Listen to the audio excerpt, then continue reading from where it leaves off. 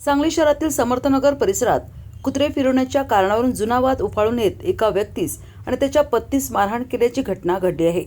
या प्रकरणी अनिकेत सुरेश काळे व 42 राहणार समर्थनगर दत्त मंदिर पाठीमागे अरिहंत कॉलनीजवळ 100 फुटी रोड सांगली यांनी सांगली शहर पोलीस ठाण्यात तक्रार दाखल केली असून उदय शिरोळे, विराट उदय शिरोळे, सम्राट उदय शिरोळे आणि सोनिका उदय शिरोळे सर्व राहणार अरिहंत कॉलनीजवळ सांगली या चौघांविरुद्ध गुन्हा दाखल करण्यात आला आहे।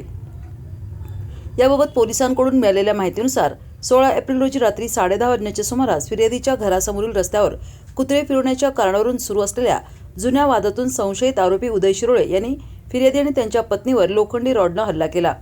यात फिर्यादीच्या डोक्यावर, छातीवर, पाठीवर आणि डाव्या पायावर मार लागून त्यांना दुखापत झाली। तसेच इतर संशयित आरोपी विराट, सम्राट आणि सोनिका शिरोळे यांनी संगनमत करून फिर्यादीशी शिवीगाळ केली आणि आज तुझा शेवट करतो अशी धमकी देत धक्काबुक्की केली असं फिर्यादीनं तक्रारीत म्हटले आहे।